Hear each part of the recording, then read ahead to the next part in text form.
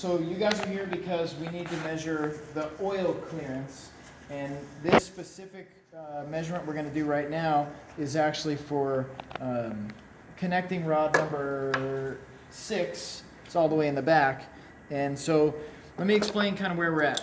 This engine is still assembled. We haven't taken the crankshaft and the pistons and stuff out yet, because if you fully gut it and you want to do this, you're going to have to put it back together and then do it. So we've just left it at this point. We've got the heads, the oil pan, the timing cover, the chains, all that's off. So we're going to take the connecting rod cap off, and basically what we're going to do is we're going to take this plastigage here. Plastigage, you can order, a big package of this stuff. And so we talked about it a little bit, but this is the actual plastigage that's inside the paper. So I'm going to go ahead and we're going to cut a little bit off with this special tool that was loaned. Now I'm imagining it's probably spring assisted here. Oh, you got a little lock there? That's pretty nice. So because we're going to do this really clean, I'm actually going to waste this little piece right here. We're just going to get rid of that. And we're going to start fresh here. So we're doing it super, super, super nice. Okay, we're just going to cut one little tiny section here. That's all we need. And the only real reason we're cutting the paper is just because we're going to use the paper to measure. So we went ahead and we cut the paper. And the next step is we open the paper up, and we have our what appears to be mint-scented dental floss, but it's not. I'm going to take that little string right there. It's a little bit stuck. And I didn't even get the whole shot right there. This one's been in the box for a while, so you know what, let's junk that one. Let's cut another one. Okay, hopefully this one comes out a little bit better. And it was a little stuck to the paper, but that one came out a little bit better. So we're going to take the plastigage. I'm going to lay the plastigage across the crankshaft connecting rod journal, or as Toyota would call it, a crank pin. And so we just have laid it on there. So you guys see it's just laid on there.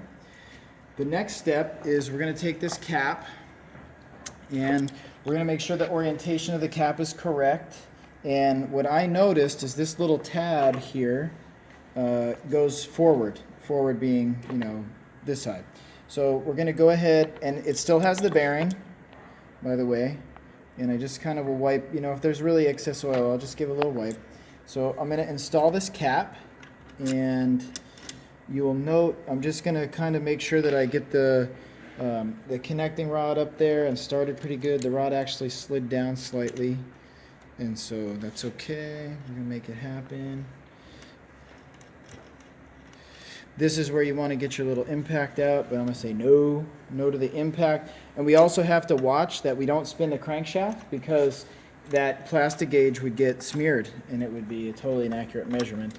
And so I'm just going to go ahead, get these started. I'm then going to change over to going by hand with the extension. Spin them up. The main takeaway here is the surface should be clean, and we have to torque it to spec. So DeWash, remember the spec? 18 foot-pounds and 90 degrees. So when you hear those bolts and they say something, something, something foot-pounds and 90 degrees, those are torque to yield. Remember we talked about the different phases of torque. So right now I'm in the rundown phase, and I'm just kind of spinning up the bolts at that point. Then once they kind of get hand tight, now I just aligned the two parts. The next stage is going to be actually torquing. Now there's a couple different torque wrenches you can use. You could use a traditional torque wrench, but the traditional torque wrench has no way to measure angle. And when they say 90 degrees, they mean 90, not 97 or 81. Like, we really want it to be 90. So I'm going to go ahead, I'm going to turn the torque wrench on just by laying it down. And I'm going to start it, basically power it up. Might use the red button.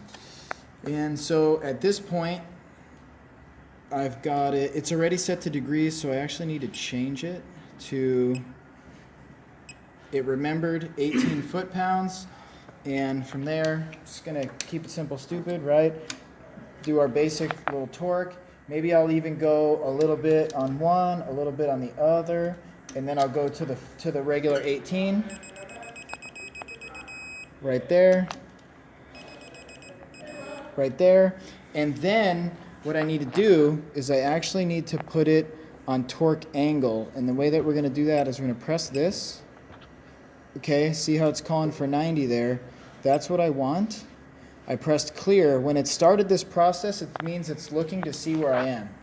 So while it's flashing like that, I'm just going to hold it here until, see, when the 90 showed up, it's now ready to measure. So I'm going to go ahead, go for the 90.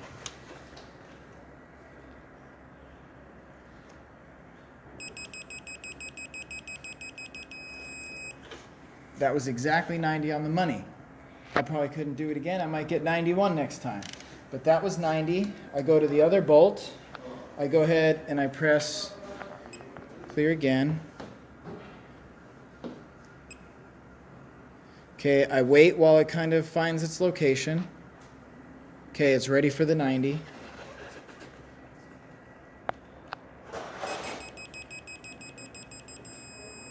Okay, again, 90 on the money. And that sounded, relatively easy. Without that, we could have made some marks, maybe a mark here and been like 90, but sometimes they're calling for 60 and sometimes they're calling for, some other odd numbers that makes it a challenge. So at this point, this connecting rod is torqued. Now we need to actually remove it. So I'm not going to abuse the torque wrench. There should be a ratchet right behind you. And that'd be the one right there. So we're just going to go ahead and pop that one loose. Interestingly enough, when it's the torqued yield, you can really feel it. It doesn't, once you start getting into those higher angles, you notice it's not really getting tighter and tighter. It's kind of staying the same. That's when it's yielding.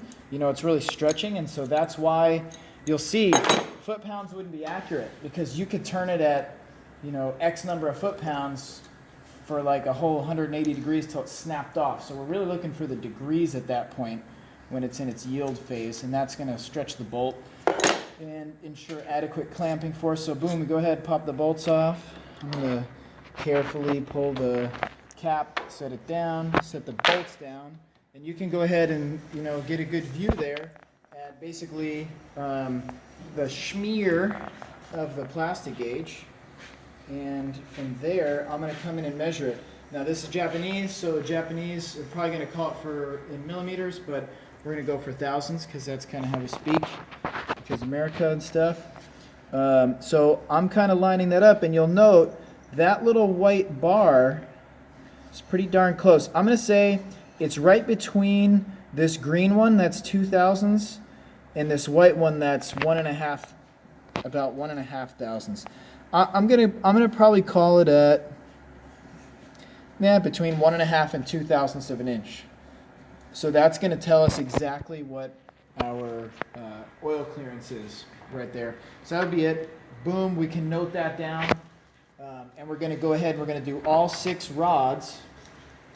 And then we're going to do 1, 2, 3, 4 mains. And do all that stuff. Then when you're done, we're going to clear off that plastic. It comes off pretty easy. You can wipe it.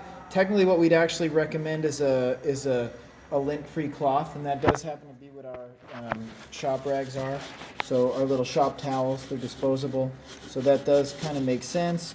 I don't recommend anything too harsh, but if you do, we just make sure that if you use some brake cleaner similar, you're going to do a really extensive pre-lube when you put this back together.